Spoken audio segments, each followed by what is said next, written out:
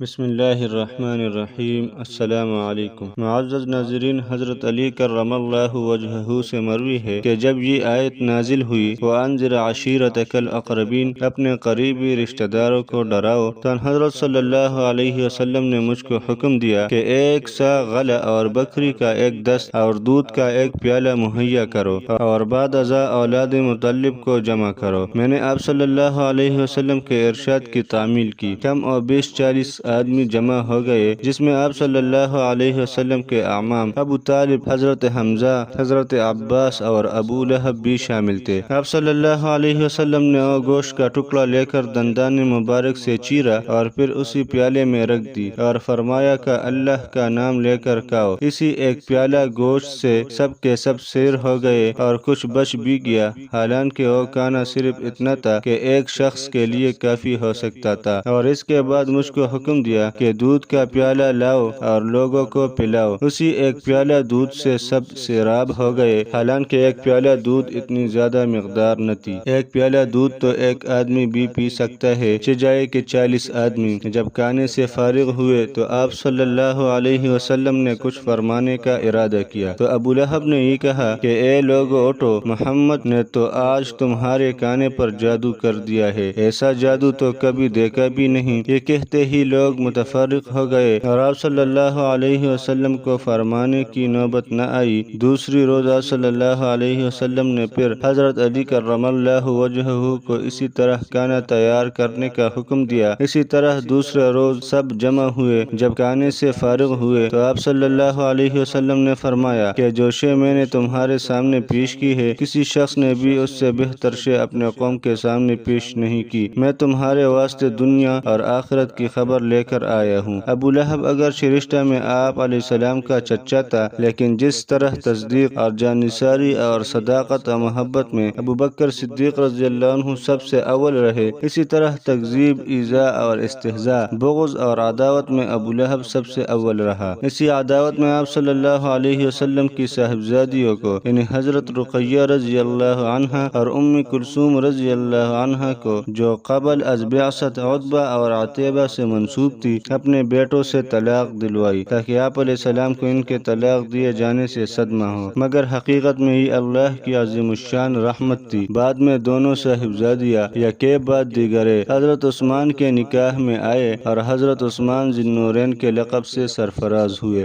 1,24,000 حضرات انبیاء و مرسلین صلوات اللہ علیہم اجمعین کے صحابہ کرام رضی اللہ عنہ میں سے صرف حضرت عثمان رضی اللہ عنہ ایک ایسے صحابی ہے کہ جن کی زوجیت میں یکے بعد دیگرے پیغمبر کی 2 صاحبزادیاں آئی اور ذی النورین کہلائے۔ جب تک رسول اللہ صلی اللہ علیہ وسلم لوگوں کو صرف اسلام کی دعوت دیتے رہے، اس وقت تک قریش نے آپ علیہ السلام سے کوئی تعارض نہیں کیا، لیکن جب علی الاعلان بت پرستوں کی برائیاں بیان کرنا شروع کیے اور کفر اور شرک سے روکنا شروع کیا، تب قریش عداوت اور مخالفت پر آمادہ ہوئے، مگر ابو طالب آپ علیہ السلام کے حامی اور مددگار رہے۔ ایک مرتبہ قریش کے چند آدمی جمع ہو کر ابو طالب کے پاس آئے کہ تمہارا بھتیجا ہمارے بتوں کی برائیاں کرتا ہے اور ہمارے دین کو برا اور ہم کو احمق اور نادان اور ہمارے آباء و اجداد کو گمراہ بتلاتا ہے۔ آپ یا تو ان کو منع کر دے یا ہمارے اور ان کے درمیان میں نہ پڑے، ہم خود سمجھ لیں گے۔ ابو طالب نے ان کو خوش اسلوبی اور نرمی سے ٹلا دیا اور حضرت صلی اللہ علیہ وسلم اسی طرح توحید کی دعوت اور کفر و شرک کی مذمت میں مشغول رہے۔ ابو لہب اور اس کے ہم خیالوں کی بغض و عداوت کی آگ میں التہاب اور اشتعال پیدا ہوا اور ان لوگوں کا ایک جھنڈ دوبارہ ابو طالب کے پاس آیا اور کہا، آپ کا شرف اور آپ کی بزرگی ہم کو مسلم ہے، لیکن ہم اپنے معبودوں کی مذمت اور آباء اجداد کی تجہیل و تحمیق پر کسی طرح صبر نہیں کر سکتے۔ آپ یا تو اپنے بھتیجے کو منع کر دے، ورنہ لڑ کر ہم میں سے ایک نہ ایک فریق ہلاک ہو جائے گا۔ یہ کہہ کر چلے گئے۔ ابو طالب پر خاندان اور پوری قوم کی مخالفت اور عداوت کا ایک اثر پڑا۔ جب حضرت صلی اللہ علیہ وسلم تشریف لائے تو یہ کہا، اے جان عم، تمہاری قوم کے لوگ میرے پاس آئے تھے اور یہ کہہ کر گئے، لہٰذا تم مجھ پر بھی رحم کرو اور اپنے آپ پر بھی رحم کھاؤ اور مجھ پر ناقابل تحمل بار نہ ڈالو۔ ابو طالب کی اس گفتگو سے حضرت صلی اللہ علیہ وسلم کو یہ خیال پیدا ہوا کہ شاید ابو طالب میری نصرت و حمایت سے کنارہ کش ہو جانا چاہتے ہیں، تو آپ علیہ السلام نے اس وقت چشم پر نم اور دل پر غم سے فرمایا، اے چچا، خدا کی قسم اگر یہ لوگ میرے دائیں ہاتھ میں آفتاب اور بائیں ہاتھ میں ماہتاب بھی لا کر رکھ دے اور یہ کہہ دے کہ اس کام کو چھوڑ دو تو میں ہرگز نہ چھوڑوں گا یہاں تک کہ اللہ میرے دین کو غالب کرے یا میں ہلاک ہو جاؤں۔ اور یہ کہہ کر رو پڑے اور اٹھ کر جانے لگے۔ ابو طالب نے آواز دی اور یہ کہا، اے جان عم، تم جو چاہو کرو، میں تمہیں کبھی دشمنوں کے حوالے نہ کروں گا۔